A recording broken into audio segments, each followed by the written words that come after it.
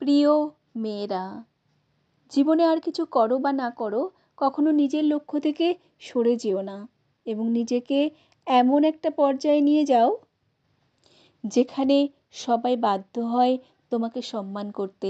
আজকে যারা তোমার দুর্বলতা নিয়ে হাসি তামাশা করছে, ভাই নেই বলে চোখ বড় বড় করে তোমার মা বাবাকে যারা বলছে কি ছেলে নেই, তাদের কথায় মন ভারী না করে সেটাই শক্তি বানাও। প্রমাণ করে দাও দায়িত্ব পালনের ক্ষেত্রে তুমিও কারো থেকে কম নও এবং দেখিয়ে দাও তুমি বাবা মায়ের আফসোস নয়, বরং শক্তি হয়েছ। মনে রেখো, আজকে তুমি মেয়ে হলেও একদিন নারী হবে, কারোর বউ হবে, মা হবে, তারপর শাশুড়ি। তোমার দায়িত্ব পুরুষের চেয়েও বেশি, কারণ তাকে সামলানোটা তোমার কর্তব্য। জানোই তো, প্রতিটি স্তরই সুন্দরভাবে সামলানোর দায়িত্বটা কিন্তু তোমার কাঁধে এসেই পড়বে। তুমি পালনও করবে এবং অবশ্যই সেটা নিজের স্বপ্নকে বাদ দিয়ে নয়। তোমাকে হতে হবে ভালো মেয়ে, ভালো স্ত্রী এবং ভালো শাশুড়ি। নিজের মনের ভেতরে কলুষতা ঢুকতে দিও না, এতে তুমি হবে প্রতিটি স্তরেই জয়ী। তুমি তো সুপার ওম্যান। পারফেক্ট আর ভালো হওয়া আলাদা বিষয়। তোমার ভালো মনের হতে বলছি, পারফেক্ট নয়। কারণ পারফেক্ট কেউ কখনো হতে পারে না। মানুষ মাত্রই ভুলে ভরা। মনে রেখো, তুমি আলাদা, তুমি অন্যরকম এবং সুন্দর মনের অধিকারী। জীবন তোমার অনেক বাধা আসবে, কারণ জানোই তো এখনো আমরা একটা জটিল এবং নোংরা সমাজে বাস করছি। তবে কখনো নিজের মনটাকে ভেঙে পড়তে দিও না। সূর্যমুখীর মতো মাথা উঁচু করে বাঁচতে শিখতে হবে। তাই তো তুমি সূর্যবতী। এবং গোলাপের মতো শিখতে হবে কাঁটা দিয়ে নিজেকে রক্ষা করার কৌশল। বুঝেছো? গায়ের রংটা একটু চাপা হোক, নাক বোঁচা থাকুক, চোখের নিচে কালশিটে সমস্যা নেই তো, লম্বায় একটু কম, চলে যাবে। এগুলো তোমার খুঁত নয়, এগুলো তোমার বিশেষত্ব। জানিয়েই তুমি আলাদা। পৃথিবীর সব ফুল যদি একই রঙের এবং ঢঙের এবং সুবাসের হতো, তবে কি তাদের কোনো বিশেষত্ব থাকতো বলো?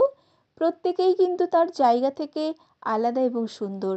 যদি তা না হতো, তবে কেউ রাস্তার পাশের ফুলটা তুলে কানে গুঁজে নিত না। তুমি কি জানো, সৃষ্টিকর্তা তোমার অনেক ধৈর্য নিয়ে সৃষ্টি করেছেন। বলা হয় মেয়েরা সৃষ্টিকর্তার ছুটির দিনে আরাম করে বসে মনোযোগের সৃষ্টি।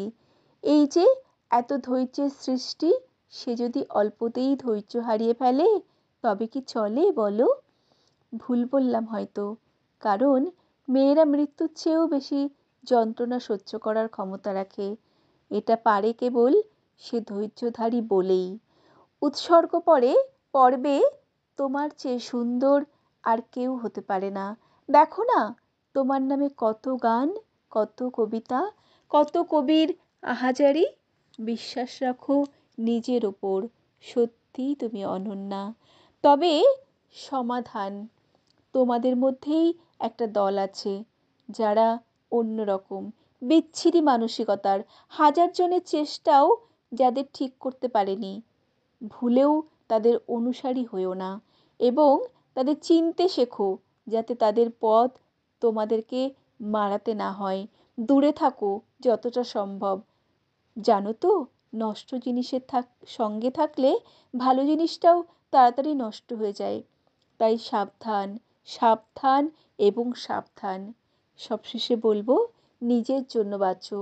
আর যখন নিজের জন্য বাঁচবে, তখনই দেখবে তুমি তোমার আশপাশের মানুষদের নিয়ে বাঁচতে শিখে যাবে। উড়ে বেড়াও পাখির মতো, ডানা ঝাপটাও আনন্দের সাথে, সুগন্ধ ছড়াও ফুলের মতো, মনকে করো বিশাল আকাশের মতো, মাথা উঁচু করে বাঁচো পাহাড়ের মতো, প্রশান্তির কারণ হও সমুদ্রের মতো। তবেই তুমি হয়ে উঠবে সাধারণের মধ্যে ভীষণ অসাধারণ, যাকে ভাঙার সাধ্য থাকবে না কখনো কারোর।